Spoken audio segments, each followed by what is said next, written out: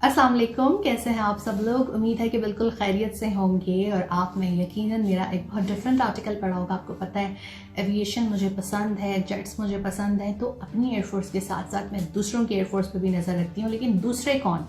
दूसरे सिर्फ हमारे हमसाए, ठीक है। और ऐसे लोग जो हमारे दोस्त हैं, वैसे हिंदुस्तान पे भी नज़र रखती हूँ थोड़ी आपने देखा होगा कि उनके फ्लीट्स के हवाले से भी मैं अक्सर जो है वो आर्टिकल्स और आपको इन्फॉर्मेशन देती रहती हूँ। इसका मकसद ये होता है कि आम फहम उर्दू ज़बान में जो है वो सबको बताया जाए ताकि सबकी मालूमात में इजाफा हो। आजकल लोग पढ़ना जो है वो बिल्कुल पसंद नहीं करते, ना किताबें ना रिसर्च। तो अच्छा है कि 1400-1500 वर्ड का आर्टिकल तो पढ़ ही सकते हैं।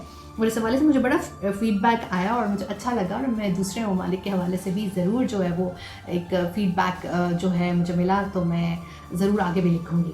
चीन हमारा हमसाया दोस्त है और उनकी बड़ी जो है वो एक स्ट्रॉन्ग जो है वो डिफेंस की एक ताकत है।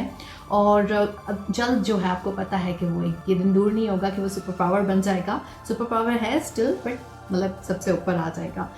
अच्छा, चीन की एयरफोर्स का नाम है पीपल्स लिबरेशन आर्मी एयरफोर्स, और ये एक मुनफरिद मकाम रखती है। एयरफोर्स में एरियल वॉरफेयर हो, एयरबॉर्न वॉरफेयर हो, एयर डिफेंस शामिल हो, ये तमाम काम जो है वो इनकी एयरफोर्स करती है। और इसके साथ साथ इसका हुजम और बजट बहुत ज़्यादा है।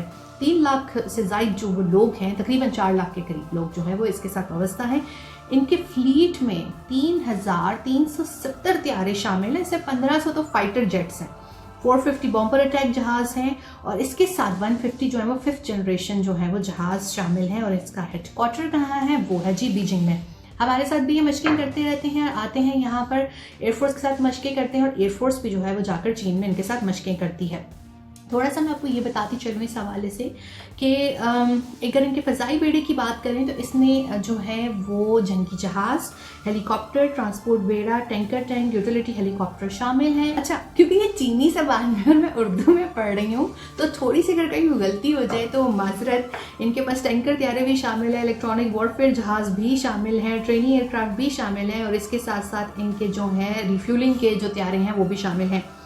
सबसे पहले हम इनके फाइटर जेट्स की बात करेंगे, क्योंकि फाइटर जेट्स मुझे बहुत पसंद हैं, ठीक है। और आपको पता है कि मैं अपने मुल्क के भी जो फाइटर जेट्स हैं उनके हवाले से लिखती रहती हूँ, हिंदुस्तान के हवाले से भी, और आलमी जो ऐसे जहाज़ हैं जो कि 4th जनरेशन, 4.5 जनरेशन या 5 जनरेशन के, उसके हवाले से मैं बात करती हूँ। चंगदू J-20, चंगदू J-7, चंगदू J-10, शेंगयांग J-8, शेंगयांग J-11 और शेंगयांग J-16, SU-27 और SU-30 MK और SU-35S जो है वो इसमें शामिल हैं। चंगदू J-7 की सबसे पहले हम बात करेंगे। इसने पहली उड़ान जो है वो 1996 में भरी। ये मुकम्मल तौर पे ऑपरेशनल त्यारा है और इसको इस्तेमाल करने वालों में पाकिस्तान, बांग्लादेश, कोरिया, म्यांमार और इसके साथ साथ ईरान, जिम्बाब्वे वगैरह शामिल हैं। 2013 के बाद इसकी प्रोडक्शन रोक दी गई, और अगर आप अब देखें तो ज़्यादा जो प्रोडक्शन है वो JF-17 थंडर की हो रही है। और JF-17 थंडर जो है वो पाक चाइना का मुश्तरका इश्तराक के तौर पर तैयार किया त्यारा है, और इस वक्त जो है PSC में ये त्यारे बनते हैं और दुनिया भर में जो है वो एक्सपोर्ट हो रहे हैं। दूसरा मैं आपको ये बताऊं कि चंगदू J-7 जो है वो 50 साल से जो है वो सर्विस में है, और 2400 से ज़ायद इनकी तादाद है। और दूसरा मैं आपको ये बताती चलूँ कि चंगदू J-10 जदीद तैयारों में शामिल है, और पाकिस्तान भी ये दिलचस्पी ले रहा है कि ये तैयारे जो हैं उनकी एयरफोर्स का जो है वो हिस्सा बन जाएं। अच्छा जी, इसको जो है वाइड्रस ड्रैगन भी कहा जाता है, और इसे चंगदू एयरक्राफ्ट इंडस्ट्री ग्रुप ने तैयार किया है, और उनकी अभी तादाद जो है वो 468 है। और हम जिसमें जो हम ख्वाहा हैं लेने के लिए, उसके हवाले से मैंने वीडियो पहले भी बनाई थी, उसको मैं डिस्क्रिप्शन में लिंक दे दूंगी। वो है J-10C, ठीक है। और इसकी खसूसियत की अगर हम बात करें तो इसकी लंबाई 52 फुट 7 इंच है, विंग स्पैन 30 फुट 4 इंच है, ग्रॉस वेट जो है वो 10,500 किलोग्राम है। मिसाइल्स की बात करें तो फ़ज़ा से फ़ज़ा और फ़ज़ा से ज़मीन के लिए PL-10, PL-15, KD-88, और इसके साथ मैं आपको बताती चलूँ YJ-91 शामिल है। और इसके बॉम्ब्स की बात करें तो laser guided bomb LT-2, glide bomb और सेटेलाइट गाइडेड बॉम्ब, और जो अनगाइडेड बॉम्ब्स हैं उसमें ये 250 से 500 kg जो है वो लेके जा सकता है। और अगर ये तैयारे हमारे मुल्क में आते हैं तो इससे जो है आप F-16 और राफेल का हम पल्ला कह सकते हैं।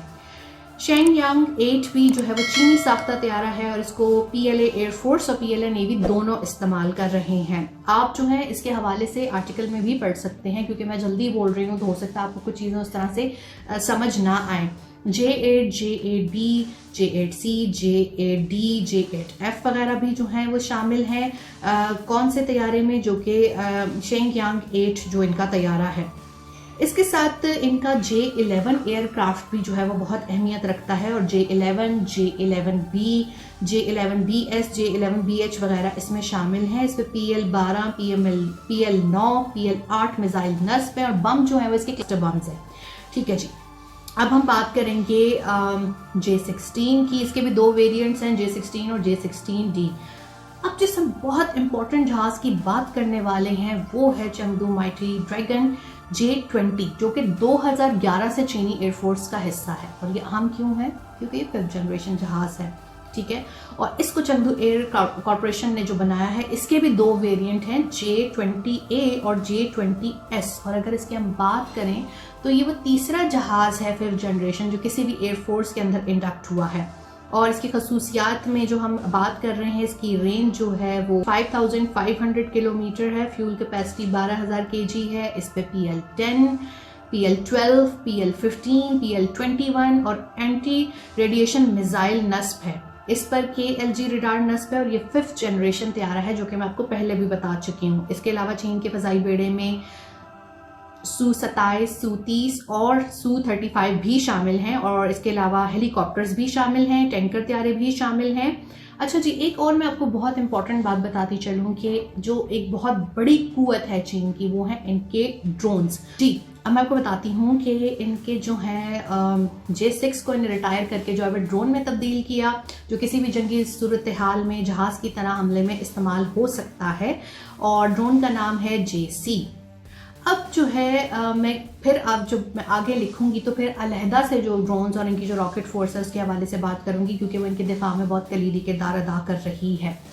दूसरी चीज़ ये है कि चीन अपनी मुसलसल तौर पर जो अपनी फ़ज़ाई क़ुव्वत में इजाफा कर रहा है, जिसका हम नज़ारा गुलवान में, लद्दाख में देख चुके हैं। और इसके साथ अब चीन और ताइवान जो एक दूसरे के आमने सामने आ गए हैं, इसमें भी हमने देखा कि ताइवान के मीडिया ने ये रिपोर्ट किया कि 18 नवंबर को 27 जहाज़ जो हैं चीन के, वो ताइवान की हदूद में दाखिल हुए, जिनमें J10, J11, J16 शामिल थे। इसके साथ KG-500 और A9EW, H6 और 20 रिफ्यूलिंग जहाज़ शामिल थे। अब कशीदगी इस वक्त अरूज पे है, लेकिन देखना है क्या होता है, क्योंकि सदर शी जिनपिंग ये कह चुके हैं कि ताइवान जो है वो चीन का हिस्सा है। और हम ये देखते हैं कि किस तरीके से जो है वो इस चीज़ को डील किया जाएगा, क्योंकि जिस तरह से धूल चटाई गई लद्दाख में हिंदुस्तान को चीन की तरफ से, तो मुझे कुछ ताइवान के लिए भी जो है वो हालात अच्छे नहीं लग रहे। आई एम श्योर कि आपको ये वीलॉग पसंद आया होगा, जिसमें हमने सारे जो हैं वो जेट्स डिस्कस किए और हमने जो है बात की चीन के फ़ज़ाई बेड़े के हवाले से, उनकी फ़ज़ाई क़ुव्वत के हवाले से, उनके जेट्स के हवाले से, हेलीकॉप्टर्स के हवाले से। इसके साथ हमने उनके ड्रोन्स के हवाले से भी बात की और रॉकेट्स के उनके और मिसाइल्स के हवाले से हम फिर किसी अलहदा वीलॉग में बात करेंगे।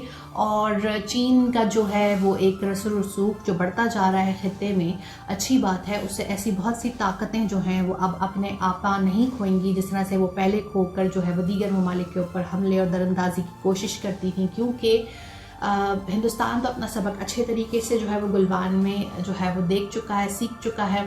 अब ताइवान को देखते हैं कि चीन किस तरीके से जारहाना जो है वो पॉलिसी अपनाते हुए काम करता है। लेकिन हमारी तो आपको पता है उनके साथ दोस्ती हिमालय से ऊंची है, तो हमारा तो आपको पता है कि उनके साथ सी पैक भी चल रहा है और हमारा JF-17 थंडर भी हमने जो है उनके साथ मिलकर इश्तराक में तैयार किया। और अब इस वक्त पाकिस्तान एरोनॉटिकल कॉम्प्लेक्स कामरा में जहाज़ तैयार किए जाते हैं और दुनिया भर में एक्सपोर्ट हो रहे हैं।